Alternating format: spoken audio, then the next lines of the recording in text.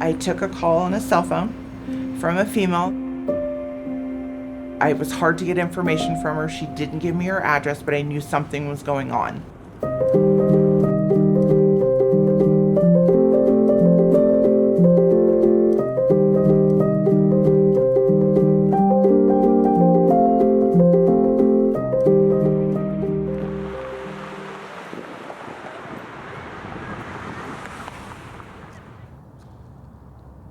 So the only way I could get her address is calling the cell phone company to get her subscriber information and hope that she's at home. Got the address really quickly, got officers out there, and it ended up being a sexual assault that had just occurred, and the officers were able to catch the suspect fleeing out the back door. And later, when they were doing the investigation, they found a pocket knife that was on the dresser that didn't belong to the female, belonged to the suspect. And they believed wholeheartedly that he was most likely going to kill her. And just to know that because I called the cell phone quickly, because I got that information quickly, that they were able to potentially save her, that one will always stick with me. And anytime that I have some more challenging calls or challenging people, I kind of think back on that of, no, this is the reason that you're in this job. This is the reason that you're here. Do we know if she carries any weapons on her? The job of a dispatcher is really complex, and it's like a master of chaos. You are the very first in the line of an emergency. You're the first one to hear what's going on. And when you have parents on the phone that are screaming or begging for help because something's wrong with their child, and especially when that child, you have children at home and you can only imagine how they're feeling experiencing that and wanting to be there and be empathetic as possible for them. But when it's something that, you know, is really close to home and wanting to make sure that you're there for them, that's when it really hits.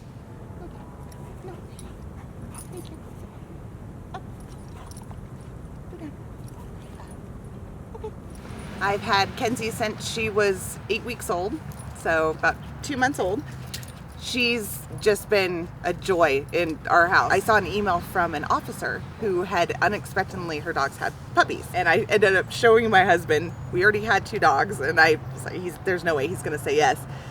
Showed him the pictures of her, and he's just kind of looks at me and is like, okay. They were also using the money for a tragedy that happened with a friend of theirs, and that is priceless to me. So I can come home no matter what kind of day that I had. It melts away at the door when she comes to greet me at the door. It's a different bond than I've ever had with any of my other dogs.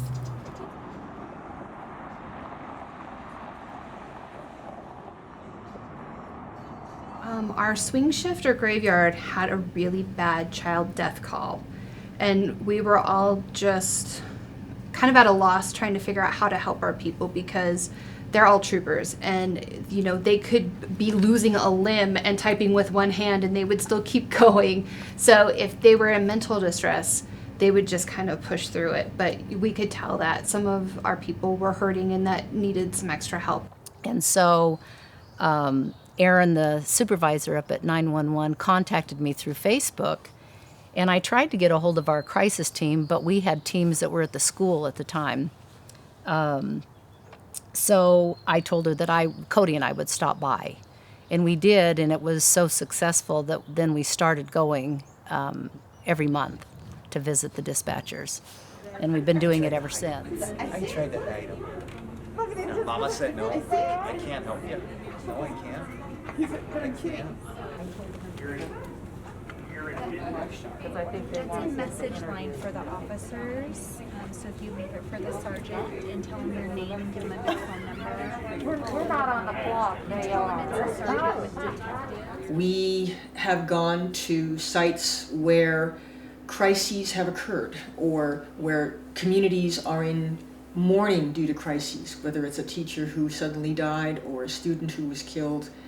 Stress can do some incredible things to our body. It can make you release the stress hormones. It can make you go into fight or flight mode. It can make you have stress in your neck and your back, and it can make your whole body hurt. And we've seen that just 5 minutes of petting a therapy dog can actually make someone's stress levels go down tons. It actually helps release oxytocin, and that oxytocin is that feel-good hormone, and it helps you smile more, and it makes your whole body release that tension, and it makes you feel better. So just 5 minutes of petting a therapy dog can help someone relieve stress for their entire day.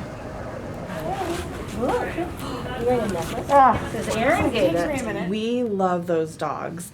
I'm very fortunate to be able to see them quite a bit, and they come in here, they are always happy to see you, they just love on you, and especially when you're having a bad day and they just run on up. It's something where it can kind of take a traumatic day and make it where it kind of flips around. I mean, those calls will always be there, but being able to have the support of the dogs and being able to just kind of take that little break away for a little bit, but you start to build those relationships with them and they get more excited to see you, and it really is nice to know that they can come in and kind of take some of that mental load off, even if it's just for a minute. They don't care that you're in a crappy mood. They care that you're going to touch them and pet them and you're going to pay attention to them, and that for that moment, whether it's 5 minutes where you're taking a break in between calls and your mind is focused on something other than work and other than yourself, that's what makes the dog so great.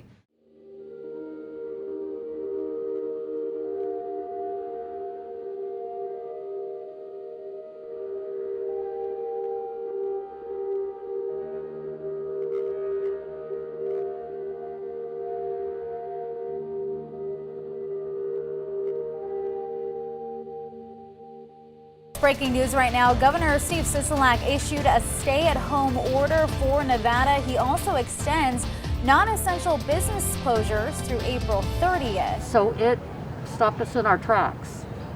For the first 2 months, we couldn't really do anything, go anywhere. We had to lock down the building, no visitors, and that's kind of hard because sometimes your family wants to bring you lunch and they can't even come into the building now. But that included the Paws for Love. So there was a couple of months where they couldn't come up, but Vicki would FaceTime me and I would hold my phone up and walk around the floor, and Kodi would say hi through the phone to everybody. Even just here, they come up and the dogs, that's what they want to do. And the owners, they weren't able to be here. They missed it. We missed them. We missed that connection. And they've put so much work into the dogs that they have. That dedication is inspiring. For months, we didn't do anything. There was nothing to do. And then we started doing some of the parades. And that's about all we can do. They did their parade for us, which was awesome, where we had a couple of the dogs come around and some of them were in costumes, and they would walk around the parking lot and wave at us, and we would stay at a distance and we could wave at them. I was excited, and I was even more excited that I was working that day. They made sure that they had, banners and posters, and, they all walked through, and some of them were dressed up. And I mean, it's one of those things where, stores are shut down or restaurants are shut down and life just isn't normal. We had to find a new normal. So, the fact that people are able to think outside of the box and bring that little piece of happiness, even if it's from 6 feet away, it's exciting to know that you can still find a new normal in, something that you're still trying to navigate. That's what they're there for, is just to bring that love to other people. They're not expecting anything in return. They're not wanting something out of it other than just to bring joy to people. And that's what drew me to it. They actually were something that inspired me to have one of my dogs be a therapy dog. She was about 2 weeks away from doing the test, and we had to stop. And the one thing that we were working on with her was socialization and making sure that when she did see people that she didn't know, hush, that she didn't react to where they were scared and, where she's growling or barking. Not every dog can be a therapy dog. Therapy dogs have to have a certain ability to read human emotions.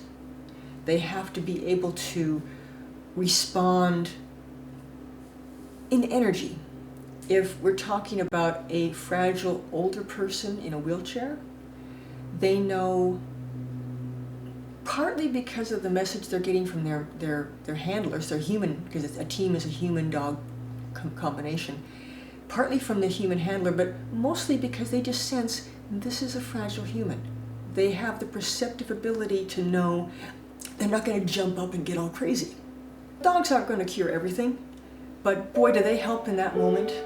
They help release something that we didn't know was in us. It wasn't anything I expected or thought that I wanted or even needed in my life. But I guess things happen no matter what in your life, the way that they're supposed to be, whether you expect them, want them, or need them.